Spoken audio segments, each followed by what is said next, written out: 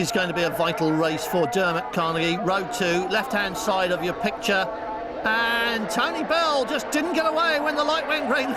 John Maloney fired off up the road. Gibson tucking in behind him in second place. Andy Grant is third.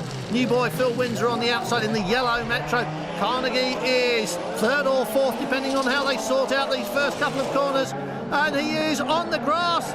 Is he stopping? What happened?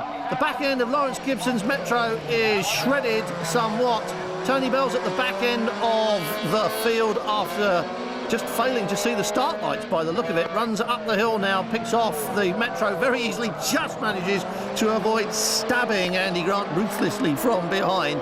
And now will the Toyota have the power to get past as they run down the hill? He's still under attack from the Metro. What's happened to Dermot Carnegie? We're on board with him now in the focus as we get away. And there's the tap with Gibson. It was Carnegie who tapped Lawrence Gibson almost before they got to the first corner. He's all right now, following Andy Grant, turns in, and it's sideways, it's all over the place. He's done some damage in that tap on the right-hand side of the car. Something got snagged up with Lawrence Gibson's Metro, and it hasn't stopped Gibson, but it does seem to have stopped Dermot Carnegie. And that means the championship battle could well be finished here and now, depending on what happens to this man, Gibson. Oh, and he touches the back end of John Maloney's car going up the hill. Well, Gibson desperate to get past, trailing bodywork and now trailing a plume of smoke as well. That left front tyre, right front to you, is rubbing on the bodywork where he's just slammed against the back end of Maloney, who perhaps missed a gear in the corner. And that may mean that Lawrence Gibson won't make it all the way to the checkered flag, and if he doesn't, then Dermot Carnegie and Tony Bell can all breathe again.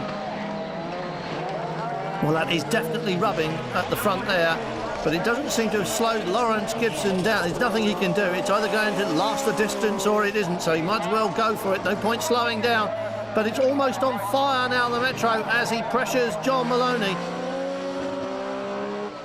And he tries to get up the side of him, around the outside. This is the hard way, going round the hairpin. He's alongside. Look at the Escort on two wheels. Maloney's having none of that, thank you. Still trailing smoke, on fire as he comes down the hill. Lawrence Gibson is still challenging John Maloney for the lead of this race. Second, oh, and another touch. This is not going to help that front tyre at all. He didn't need that at all. John Maloney battered at the back. Lawrence Gibson battered and smoking at the front, battered and trailing body at the back. And that's what happened. Look at that rear wheel.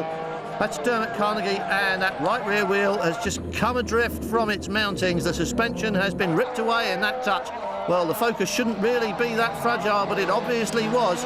It's damaged Carnegie's car and killed his championship defence. That's all over now.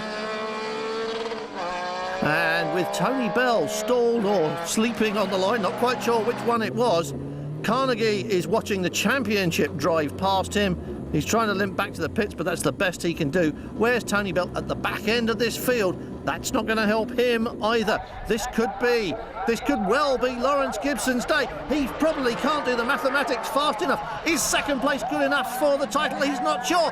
So, to be champion, if he wins now, he knows he will be champion. That's why he's trying so hard. That's why he's not giving up on John Maloney. He wants that checkered flag because he knows he will give him the British title, but he comes second. Still smoking, going over the line.